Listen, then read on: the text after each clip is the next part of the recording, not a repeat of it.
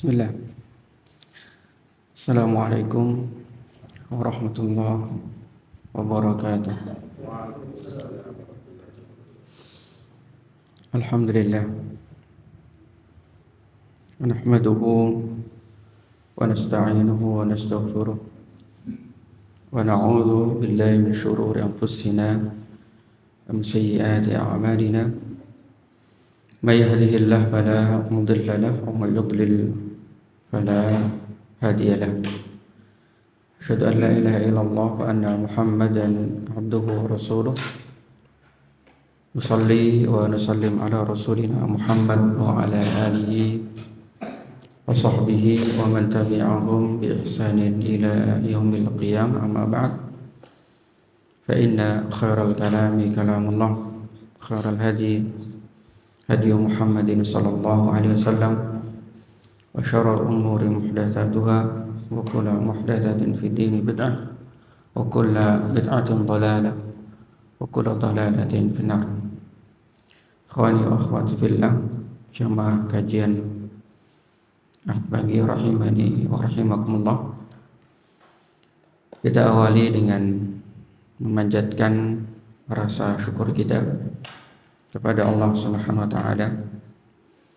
Di pagi hari ini kita masih diberikan kesempatan, kesehatan, dan juga lebih-lebih nikmat iman dan Islam, sehingga kita kembali bersama-sama untuk tawassaw bil haqqi wa tawassaw bis sabr, saling mengingatkan kita tentang kebenaran dan kesabaran. Mudah-mudahan Allah Subhanahu wa taala berkenan menunjukkan yang hak itu hak dan berikan kita kesabaran untuk menjalankannya. Sekaligus Allah tunjukkan yang batil dan Allah berikan kita kesabaran untuk meninggalkannya. Salawat dan salam semoga tetap senantiasa tercurahkan terus untuk suri tauladan kita, uswah hasanah kita, baginda Rasulullah SAW bersama keluarga beliau, sahabat beliau, wa tabi'in wa tabi'i tabi'in. Mudah-mudahan kita semuanya diberikan taufik oleh Allah, istiqamah di atas sunnah Rasulullah SAW, sunnah para sahabat, hingga ajal menjemput kita. Allahumma amin ya rabbal alamin. Jamaah kajian Ahad Pagi rahimani wa rahimakumullah, kita lanjutkan pembacaan kitab Bulughul Maram dengan syarah Tawdihul Ahkam. Insyaallah ini terakhir pembahasan tentang wudu. Hadis tinggal 2 hadis. Mudah-mudahan nanti pertemuan berikutnya bisa kita praktekkan, mudah-mudahan, sebelum nanti kita masuk bab baru, yaitu bab tentang mashu alal khufain atau musab khuf atau alas kaki atau sepatu. Baik. 2 hadis yang tersisa. Yang pertama, hadis yang insyaallah sudah pernah kita sebutkan, kita singgung, tentang dianjurkannya untuk sederhana, ya, bersederhana dalam menggunakan air ketika berwudu. Ya, ini pernah kita di awal-awal kita sebutkan. Ini hadisnya. Tapi kita bacakan hadisnya. Bismillah. An Anas radhiyallahu anhu qala kana Rasulullah sallallahu alaihi wasallam yatawaddau bil mud wa yaghtasilu bis sa' ila 5 amdad. Muttafaqun alaih. Dari sahabat Anas bin Malik, semoga Allah meridai beliau, bahwa Rasulullah sallallahu alaihi wasallam beliau berwudu dengan menggunakan air sebanyak 1 mud. Ya, ini kita bacakan hadisnya.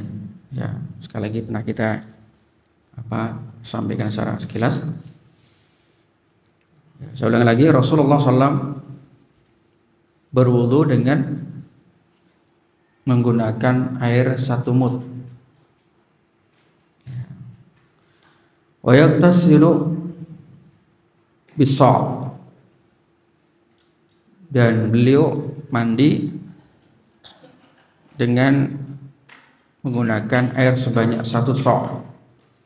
1 sa' itu berapa? 4 mud ya. 1 sa' itu 4 mud. Ila khamsati amdad, sampai 4 mud, sampai 5 mud. Jadi beliau kalau mandi antara 4 sampai 5 mud. Ya, 4 mud ya sama dengan 1 sa'. Ya, 1 sa'. Hadis riwayat Imam Bukhari dan Muslim. Ya. Ini kita tinggal bacakan hadisnya aja. Baik, 1 mud kalau diliterkan berapa liter? Enggak sampai 1 liter. Ya, kalau diliterkan hanya 3/4 liter atau 750 mililiter. Ya. 3/4, betul ya, 3/4 ya. Ya, 750 mililiter itu 1 mud kalau diliterkan. Jadi ya beliau mandinya 700.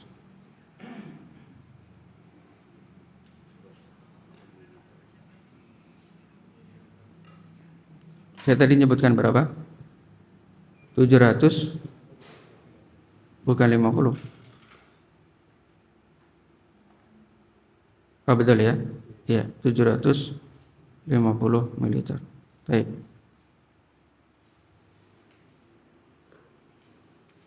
Kali 4 berapa?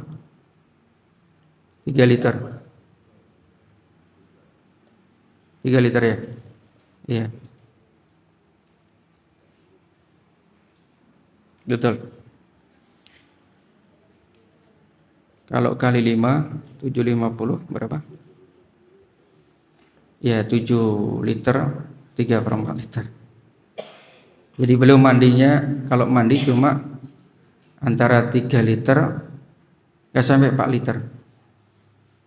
3 liter sampai plus 750 mililiter. Ya, Masya Allah, sederhana sekali beliau kalau mandi.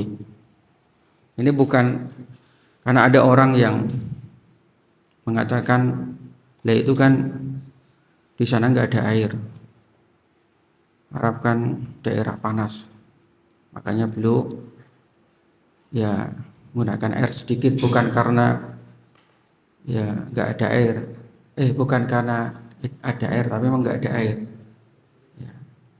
Itu tentu tidak bisa dibenarkan ya, alasan seperti itu. Karena Rasulullah tinggal di Mekah, dan jelas Mekah jelas melimpah airnya. Air apa? Air Zamzam. Ya, nggak pernah berhenti. Ya, kalau mandi mau lebih dari itu sangat mungkin. Kalau sekitarnya mungkin, tetapi kan perlu di Mekah, ya sangat memungkinkan untuk mandi lebih dari 4 atau 4 mud atau 3 liter tambah 750 mililiter. Ini yang jelas menunjukkan akan apa? Kesederhanaan beliau dalam menggunakan air. Dalam agama pun juga secara garis besar memang mengajarkan kita untuk apa? Sederhana, tidak berlebih-lebihan, ya. Kulu washrabu wala tusrifu, innallaha la yuhibbul musrifin. Makan dan minumlah kalian dan jangan berlebih-lebihan, karena sungguhnya Allah tidak mencintai orang-orang yang berlebih-lebihan. Kira-kira kita cukup nggak? 3 liter, nggak sampai 4 liter. Ya sebenarnya ya cukup aja, tergantung kita. Dan kalau dulu mungkin nggak ada sabun ya, kita ada sabun ya cukupnya lah. Kalaupun pakai sampo ya tentu juga samponya secukupnya. Diperkirakan dengan air segitu nanti bisa hilang bisa atau busanya. Nanti kalau pengen bersihkan ya di luar itu, di luar setelah selesai misalkan mandi besar, mandi junub, atau ketika mandi mau sholat Jumat.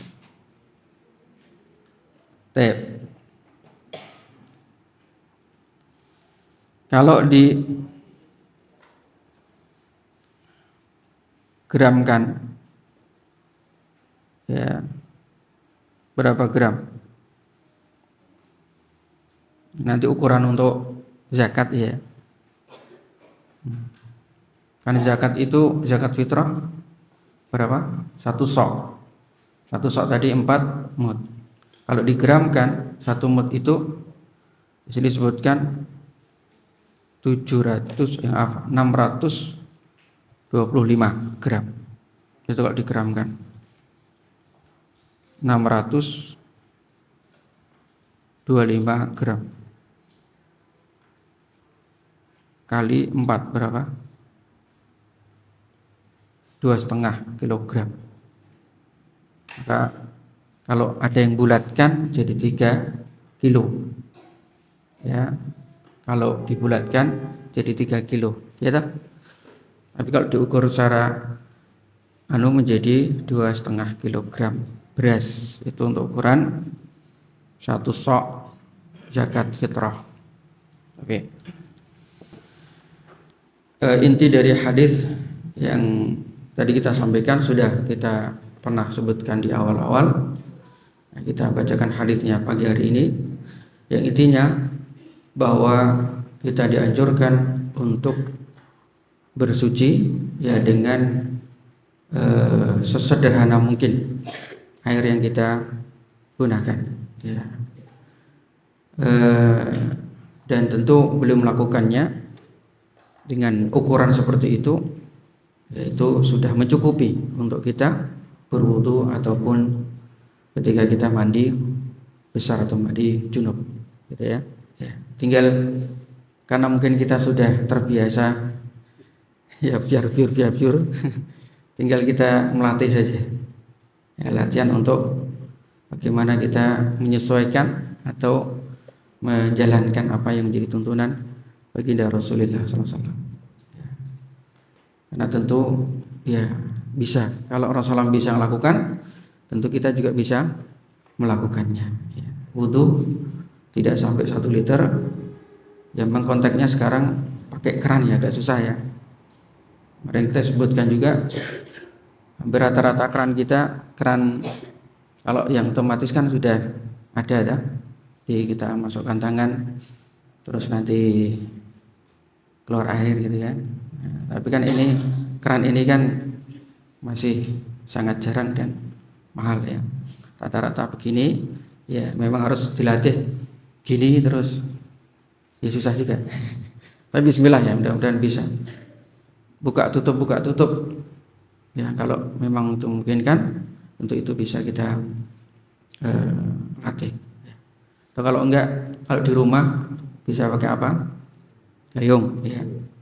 Bisa pakai gayung. Nah, di rumah wudu sebelum berangkat ke masjid pakai gayung, tangannya dicuci dulu baru ya, itu mungkin bisa diukur ya, kurang dari 1 liter.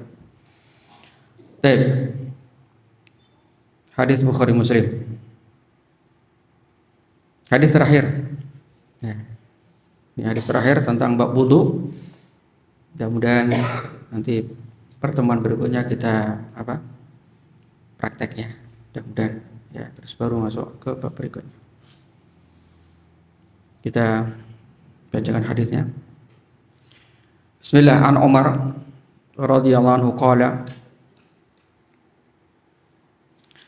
Rasulullah sallallahu alaihi wasallam, ma minkum min ahadin yatawaddau, tidaklah salah satu di antara kalian yatawaddau dia berwudu. Faisbighul wudu'a, kemudian dia menyempurnakan wudunya. Jadi tidak hanya apa?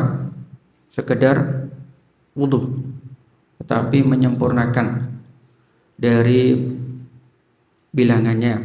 Kayak kemarin kita sudah sebutkan, yang wajib hanya satu kali. Ya. Jadi sunnah 2 atau 3. Terus kemudian juga meratakan semua, jangan sampai ada yang tertinggal. Ya. Tidak sekedar wudu, betul-betul disempurnakan, diperhatikan. Ya, dengan tadi termasuk airnya tidak boros-boros. Tsumma yaqul, kemudian berdoa, asyhadu an la ilaha illallah wahdahu la syarikalah wa asyhadu anna Muhammadan abduhu wa rasuluh. Ini Masya Allah, simpel doanya. Ya. Insyaallah kita sudah hafal semua. Asyhadu an la ilaha illallah wahdahu la syarikalah wa asyhadu anna Muhammadan abduhu wa rasuluh. Ya, sangat gampang. Tapi Masya Allah luar biasa. Ya, luar biasa keutamaannya. Ya, ini termasuk di antara kemurahan Allah, ya. Banyak amal-amal yang sederhana tapi Masya Allah jadi hadapan Allah begitu berharga. Ya, begitu nilainya tinggi. Ya, cuma mengucapkan, tapi apa dia? Bukan cuma ya. Tadi diawali dengan apa? Menyempurnakan wudunya, tidak sekedar wudu. Jadi sempurnakan betul, perhatikan betul. Dan dulu pernah kita sampaikan juga bahwa kesempurnaan wudu itu juga akan mempengaruhi kesempurnaan sholat. Ya, terkadang kita tidak bisa khusyuk karena wudu kita juga salah-salah. Ya. Dan ini juga masih banyak masyarakat kita ya enggak? Wudunya salah-salah, penting ketok kena air gitu kan. Ya, rata-rata umumnya kita seperti itu. Ya. Dengan doa ini, asyhadu an la ilaha illallah wahdahu la syarikalah wa asyhadu anna Muhammadan abduhu wa rasuluh. Rasul mengatakan illa futihat lahu abwabul jannah, melainkan akan dibukakan baginya pintu-pintu surga as-samaniyah yang 8. Yadkhulu min ayyiha syaa', dia bisa diberikan kesempatan untuk masuk dari mana saja pintu yang dia inginkan. Masya Allah. Ya, ini sederhana banget loh ya. Padahal kita paham, hadis menyebutkan orang puasa saja pintunya khusus, Ar-Rayyan ya kan? Ya, hadis yang insya Allah sudah familiar di telinga kita. Hadis pintu jihad juga ada pintu jihad, pintu sholat juga ada pintu sholat. Maka Umar termasuk di antara orang yang bisa masuk di mana saja karena beliau sawam, ya, terus mujahid, ya, orang yang qawam, banyak sholat, banyak puasa, banyak jihad. Nah ini sederhana sekali, hanya doa habis wudu, singkat, simple, tapi bisa apa? Bisa masuk dari pintu mana saja yang ia inginkan. Pintu surga berjumlah 8. Insyaallah. Maka tentu ya sangat rugi bagi seorang muslim mengabaikan ya amalan yang luar biasa. Diawali dengan tadi menyempurnakan wudunya, baru setelah itu berdoa. Luar biasa. Hadis riwayat Imam Muslim. Kemudian ada kata Ibnu Hajar, wa Tirmidzi, ada riwayat Imam Tirmidzi tambahan. Dari Imam Tirmidzi ada tambahan, Allahumma ja'alni minat tawabina wa ja'alni minal mutatahhirin. Ini tambahan. Ya Allah, jadikanlah diriku ya minat tawabin, termasuk orang-orang yang bertaubat. Wa ja'alni, dan jadikanlah diriku minal mutatahhirin, termasuk orang-orang yang mensucikan diri atau orang-orang yang bersuci. Hadis riwayat Imam At-Tirmidzi. Kalau tadi Imam Muslim, jadi tambahan. Ya. Bagaimana hukum tambahan ini? Ini dikhilafkan ulama. Ya, di sini disebutkan ada yang mendhaifkan, ada yang mensahihkan. Di antara ini kita bacakan ya. Amma ziyadatu at-Tirmidzi faqala inna fi sanadiha ittirab la yasihhu fiha syai'un kama dha'afaha Ahmad Syakir. Ya. Di antara ulama yang mendhaifkan hadis ini adalah Ahmad Syakir. Ya, disebutkan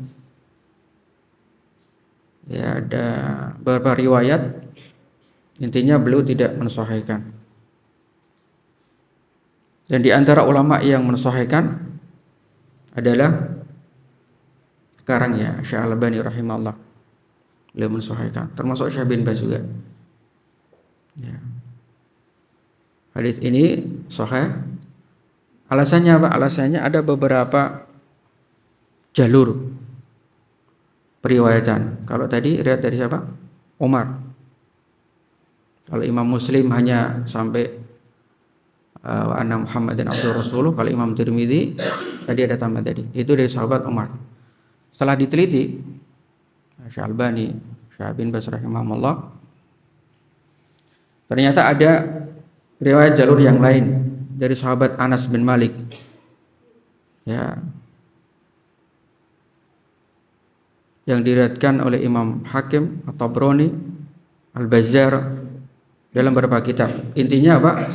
Ada jalur yang lain. Kalau yang tadi Umar mungkin memang ittirab. Ittirab itu ada kerancuan dalam sanadnya, bertabrakan. Sehingga memang hadis mutharib itu hadis yang termasuk hadis yang dhaif. Tetapi karena ada jalur yang lain, yang itu kemudian menjadikan Syekh Albani rahimahullah, Syekh bin Baz menguatkan, mensahihkan, karena satu dengan lain saling apa? Menguatkan, sehingga bisa jadi dasar hukum. Ya, tambahan tadi. Ya monggo lah, ini kembali ke pribadi masing-masing. Kalau ingin ikut yang mendhaifkan ya enggak perlu, karena hadis Muslim cukup wasyhadu anna Muhammadan abduhu wa rasuluh, sampai di situ. Kalau ingin menambahkan Allahumma ja'alni minat tawwabin wa ja'alni minat mutatahhirin juga tidak mengapa.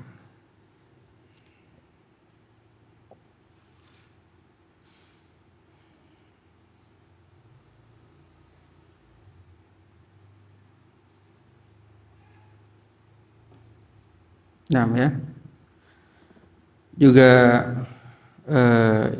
Ibnu Qayyim di Zadul Ma'ad, beliau juga menguatkan karena ada syawahid, ada riwayat-riwayat yang lain selain riwayat Umar radhiyallahu anhu arda.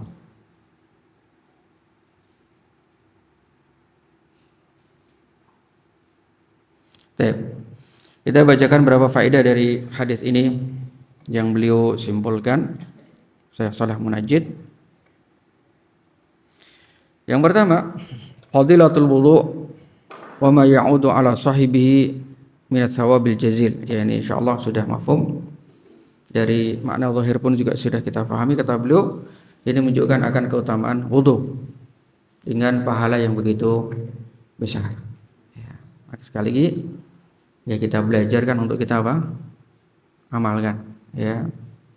Kita amalkan, berusaha untuk kita praktekkan dalam kehidupan kita sehari-hari. Kemudian Kata beliau, "Hallu hadza dzikril jalil li'annahu sababu sa'adatil abadiyah wa mustahabun bi ijma'il ulama huna." Ya, kata beliau, ini juga menunjukkan akan keutamaan bacaan zikir tadi. Ya, zikir yang sederhana bisa menjadi sebab orang mendapatkan kebahagiaan untuk selama-lamanya, yaitu kebahagiaan di akhirat.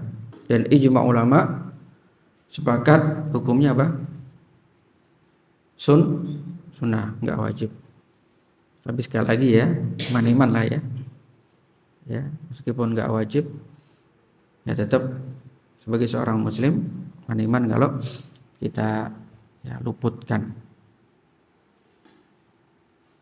Isbaghul wudu' iltanu ba'dahu bi'dzikri min aqwa sab'ina itsbatul ba'tsnya. Kemudian jelas dari hadis itu kata beliau disimbolkan ini ya di antara dalil yang begitu banyak dalil akan apa?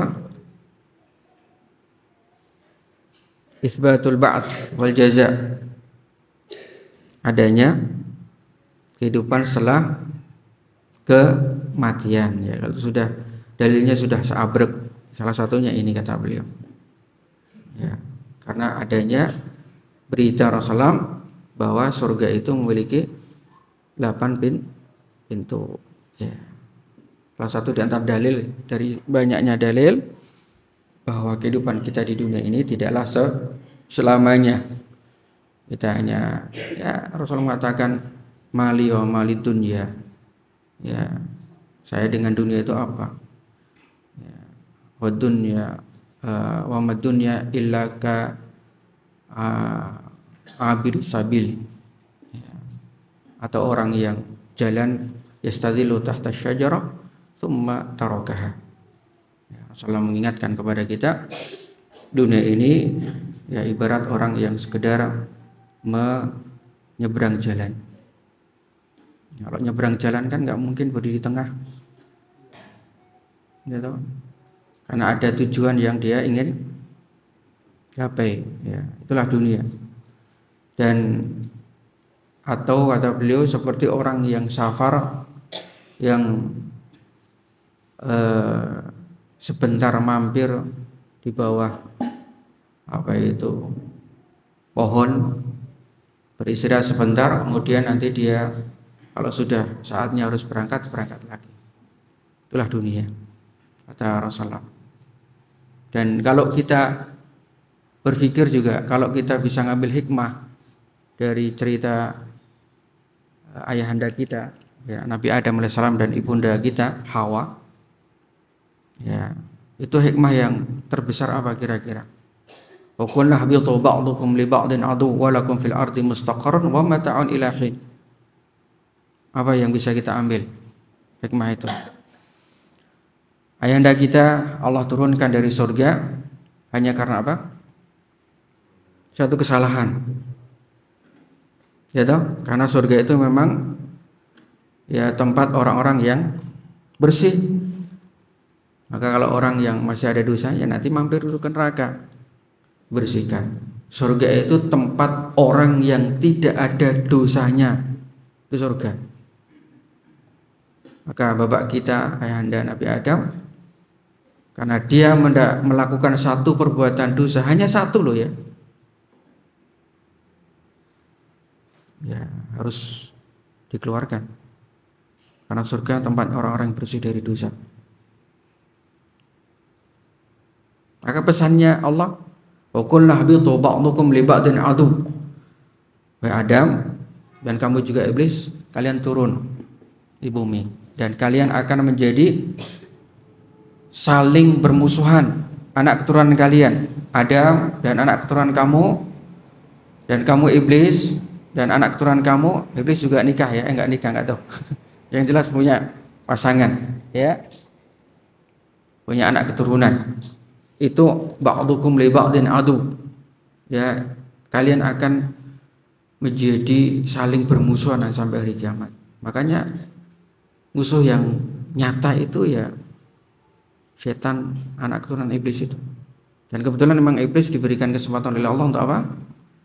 Hidup sampai hari kiamat. Nah, pesan Allah, walakum fil ardi mustaqarrun wa mata'un ilahin. Wahai Adam, tapi ingat ketika kamu turun nanti di dunia, di bumi, itu ada batas waktunya. Kamu nggak lama di situ. Mustaqarrun wa mata'un ilahin. Nanti kalau udah saatnya habis waktunya, ya kamu harus kembali. Dan itu juga berlaku untuk anak keturunan kita, ya. Anak keturunan beliau. Menunjukkan apa ini? Kalau kita cermati sedikit bahwa Allah menurunkan ayahanda kita Nabi Adam ke dunia itu, ya, pertama sudah mengingatkan batas waktu tertentu di dunia. Yang kedua, ini yang terpenting, bisa kita kan seolah-olah atau memang kayaknya memang seperti itu. Artinya Allah turunkan beliau itu sebagai bentuk apa? Kenapa Allah turunkan atau usir Nabi Adam dari surga? Penebusan, atau dengan bahasa yang lebih, kenapa diturunkan di dunia dan dengan batas waktu yang tertentu, dengan bahasa yang mungkin lebih, yaitu hikmah ya. Kalau hikmah bisa benar bisa salah, tapi yang jelas real diturunkan dari surga, dari kenikmatan menuju kehidupan yang ya seperti dunia. Nikmat harus apa? Rekoso sih, ya kan? Surga kan tinggal sudah datang semua. Ya. Dengan bahasa sederhananya apa? Allah alam, ya seolah-olah atau bisa katakan juga real, Allah menghukum ya Nabi Adam untuk turun di dunia. Jadi turun di dunia itu ya seperti hukuman. Ya enggak? Iya. Coba Nabi Adam enggak makan itu buah, pasti tetap di surga. Ya kan? Tapi karena makan itu, akhirnya Allah menghukum, ya sudah Adam, keturun kamu. Karena surga bukan tempat orang berdosa. Tapi ingat, ya hukumannya enggak selamanya. Nanti ada batasnya, kamu harus balik. Maka kalau dari situ kita bisa memahami, kita di dunia ini ya hukuman itu sebenarnya. Sehingga tempat kita memang ya kebetulan hukuman sekaligus Allah berikan tuntunan hidup. Ya, tuntunan hidup, siapa yang mau ngikuti ya nanti balik ke surga. Bagi yang tidak mengikuti ya tempatnya lain, bukan di surga. Ya, tempat yang ancaman waliyadzubillah, ya, berupa siksaan yang lebih mengerikan, yaitu neraka. Ya intinya itu, kalau kita bisa mencermati, kita bisa memahami bahwa kita hidup di dunia ini tidak selamanya, pasti kita akan kembali kepada Allah. Ya, kalau mungkin hari ini kita mengantar orang yang meninggal dunia, mengangkat di atas kerandanya, memasukkan dalam liang lahat, ya suatu ketika kita yang akan diangkat, suatu ketika kita yang akan dibaringkan juga di liang lahat. Mau tidak mau, suka tidak suka, rela tidak rela, pasti kita di situ sendirian. Hanya 3 kain kafan lay yang menemani kita, ditutup, ditimbun dengan tanah. Demi Allah, semua ngantri ke situ. Tidak ada yang lepas dari kematian. Ya, tinggal ya, siapkah kita untuk menghadapi kehidupan. Kata Rasulullah, Utsman itu punya kebiasaan, beliau kalau melewati sebuah perkuburan beliau menangis. Ya. Faqila lahu ma yubkika ya Amirul Mukminin. Wahai Utsman, apa yang membuat Anda menangis? Kami sering melihat kalau Anda itu kalau melewati perkuburan pasti meneteskan air mata. Faqala sami'tu Rasulullah sallallahu alaihi wasallam innal qabra awwala manzilatin min manazili yaumil qiyamah. Beliau mengatakan, karena pernah saya mendengar Rasulullah bersabda bahwa perkuburan atau kubur alam barzakh awwala manzilatin min manazil yaumil qiyamah, itu pertama kali tempat yang kita singgahi di antara tempat-tempat hari kiamat. Jadi orang yang sudah meninggal itu sudah masuk di kehidupan hari kiamat. Pertama ya alam barzakh. Faman naja minhu fahuwa lima ba'du anja atau aisar, faman lam yanju minhu fahuwa lima ba'du asyad, kata beliau. Siapa yang di situ selamat di alam barzakh, di kuburan, maka insya Allah nanti setelahnya akan mendapatkan kenikmatan. Dalam sebuah hadits kan, Barok bin Azib, nanti ya mudah-mudahan itu harapan kita semua. Orang diselamatkan di perkuburan, nanti ditunjukkan surga tempatnya, dibukakan pintu di alam barzakh dan masuklah bau harum dari surga. Faqala ya Allah aqimis sa'ah, ya Allah kalau gitu segerakanlah engkau datangkan hari kiamat, segerakanlah engkau datang hari kiamat. Karena dia sudah bisa melihat, ditunjukkan sama Allah tempatnya di surga dan baunya harum. Berbeda orang yang durhaka ya kepada Allah, maksiat kepada Allah, ya futihat lahu babun min abwabin niran fadkhulu haruha, maka ditunjukkan, bukakan pintu, yang pintu menuju neraka, dan kemudian api neraka pun sudah bisa masuk ke alam barzakh. Maka berdoa, Allahumma la tuqmisa, Allah, jangan kau datangkan hari kiamat, jangan kau datangkan hari kiamat. Karena dia sudah tahu betapa ngerinya tempat dia di neraka. Maka itu yang membuat Utsman bin Affan nangis setiap yang melewati alam perkuburan. Rasulullah mengatakan, aku tidak pernah melihat manzaran afdha ya min ma fil qabri fi ma min fil al barzakh. Rasulullah mengatakan, saya tidak pernah melihat pemandangan yang lebih mengerikan ya dibandingkan dengan apa yang terjadi di alam barzakh. Itu semuanya tergantung dari amal kita yang kita kerjakan selama hidup kita. Ya, kalau kita di dunia kan memang belum merasakan toh, sholat ini nggak apa toh, kau yang ngaji ini nggak apa toh, kan kita belum merasakan. Kecuali yang ngaji terus kayak edit saya kata baru merasakan. Puasa, baca Quran, zikir, kita belum merasakan itu semua ketika kita di dunia ini. Tapi yakinlah, innallaha la yudhi'u ajral muhsinin. Allah tidak akan pernah menyia-nyiakan pahala orang-orang yang berbuat baik. Cepat atau lambat, yakin bagi seorang mukmin itu akan ada balasannya. Ya, jangan merasa kemudian itu sia-sia dengan apa yang kita lakukan. Ya, ini kata beliau dalil, salah satu di antara dalil dari dalil yang jumlahnya ratusan akan ya datangnya hari kebangkitan atau hari pembalasan. Kata beliau, yaitu dibukakannya pintu surga yang 8, yaitu ada dorongan gitu ya, sebagai dorongan motivasi untuk apa? Beramal soleh. Artinya kalau amal yang sederhana saja seperti ini, maka tentu amal yang lebih dari itu ya tentu pahalanya lebih banyak, ya enggak? Ya. Itulah memang Allah itu karim ya, Allah itu betul-betul dermawan betul. Karena Allah juga tahu, ya itulah hikmahnya. Hikmahnya kenapa Allah itu memberikan kesempatan iblis untuk hidup. Jadi Allah itu maha adil betul. Ya. Iblis berjanji, wala udillannahum wala umanniyannahum wala amurannahum fala yubattikuna adal an'am wala amurna fala yughayyiruna khalqallah. Ya Allah, izinkan saya ya fa'anzirni ila yaumi yub'atsun. Izinkan saya hidup sampai hari kiamat. Qala fa innaka minal munzirin. Ya, saya izinkan kamu hidup sampai hari kiamat. Ya, itu bukan bentuk kezaliman Allah.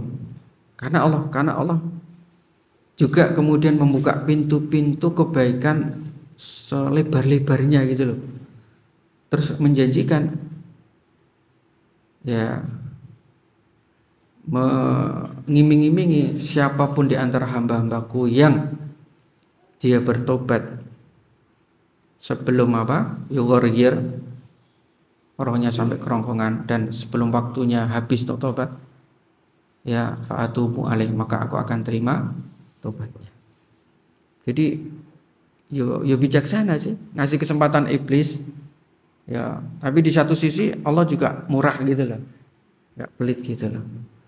Karena iblis juga mengatakan, ya saya akan jerumuskan semuanya. Terus Allah mengatakan, jerumuskan aja, silahkan. Tapi saya juga memberikan pintu peluang bagi mereka. Bahkan sampai hadis menyebutkan apa? Akan tetap masuk surga orang yang fi qalbi mithqalu dzarratin min iman. Ya. Jadi tetap aku akan masukkan surga siapapun yang hatinya meskipun sebiji sawi, ya, ada keimanan. Karena memang manusia itu kalau nggak punya benteng, ya hampir bisa dipastikan 90% akan apa? Terperdaya dengan setan. Iya. Banyak banget perilaku kita yang ikut tiba daya setan itu banyak sekali. Allah paham itu, ngerti. Ya, kelemahan manusia seperti itu. Tapi dari satu sisi tadi itu belum membuka pintu-pintu, ya, rahmat, pintu-pintu ampunan, pintu-pintu kebaikan. Ya, itulah Allah Maha Adil, ya. Tidak kaku, tidak kemudian saklek harus begini ya. Tapi meski demikian tetap kita tetap menjaga jangan sampai kita terjerumus dalam dosa. Ya, bukan berarti kemudian ngono ya rapopo lah. Dosa-dosa cilik-cilik ya rapopo, enggak boleh. Ya. Rasulullah mengatakan dosa kecil itu seperti apa? Ya, seperti orang yang safar, rombongan safar, terus kemudian mau nyalakan api, terus sama ketuanya, ayo sekalian ngumpulkan ranting untuk kita buat api, satu bak ranting. Kalau satu ranting aja kan orang detik wis mati. Tapi kalau kemudian setiap orang bak ranting jumlahnya safar yang sangat banyak kan akhirnya jadi banyak, sehingga apinya pun juga bisa awet. Itulah dosa kecil, kata Rasulullah. Dosa kecil itu kalau dilakukan ya terus menerus, ya akhirnya jadi besar. Maka ada seorang syair, ya, siapa namanya, Khalid dzunuba kabiruha wa saghiruha fadat tuqa wasna kamashin al awfaqal ardi syaukati yahdharu ma yara la tahqirna saghiratan fa inal jibala minal hasa. Tinggalkanlah dosa, ya, yang besar atau yang kecil, itulah ketakwaan. Dan berjalanlah kalian seperti di atas tempat yang ada durinya, ya, banyak jeglongannya. Kalau kita lewat tempat seperti itu, apa yang kita lakukan? Itu hati-hati. Ya hadaru mayaro, dia akan hati-hati jangan sampai kekinjak duri. Fa inal jibala mil hasa, ya, la tahqiran saghiratan, jangan kalian meremehkan dosa kecil, karena gunung itu bisa jadi besar karena apa? Kumpulan kerikil-kerikil kecil-kecil sehingga jadi besar seperti itu. Ya, artinya tetap Allah memberikan kemurahan, tapi kita juga diwanti-wanti oleh Rasulullah jangan meremehkan dosa kecil. Dosa kecil bisa jadi dosa besar. Maka ada kaidah dalam masalah akidah, la kabirata mal istimrar wala saghirata la saghirata mal istimrar wala kabirata mal istighfar. Kaidahnya, la saghirata mal istimrar, tidak ada dosa kecil kalau dilakukan terus menerus, dan tidak ada dosa besar kalau itu dibarengi dengan istighfar. La kabirata mal istighfar. Baik, ya.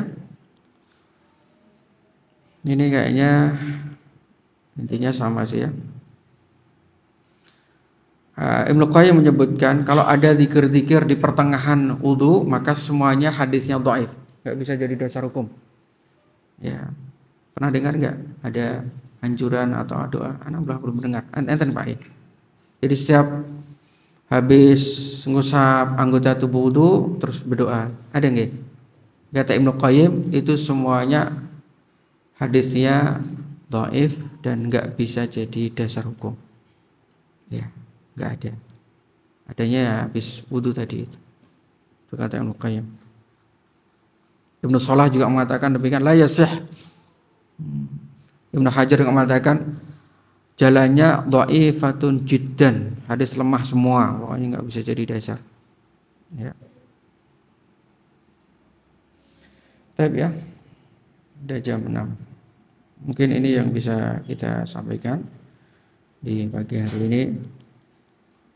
Ya, mudah-mudahan ada manfaatnya. Insyaallah kesempatan yang akan datang coba kita praktekkan dari apa yang sudah kita sampaikan dari awal tentang bab tata cara berwudu. Oh, tambahan sedikit. Doanya boleh ngangkat tangan enggak? Ini khilaf ulama juga. Ya, ketika doa udah ngangkat. Ada yang mengatakan boleh, ada yang mengatakan tidak. Ya. Yang mengatakan tidak boleh karena tidak ada riwayat yang menyebutkan belum angkat tangan. Kalau mengatakan boleh, pakai dalil umum. Dalil umum tentang adab doa mengangkat tangan. Innallaha hayyun karim.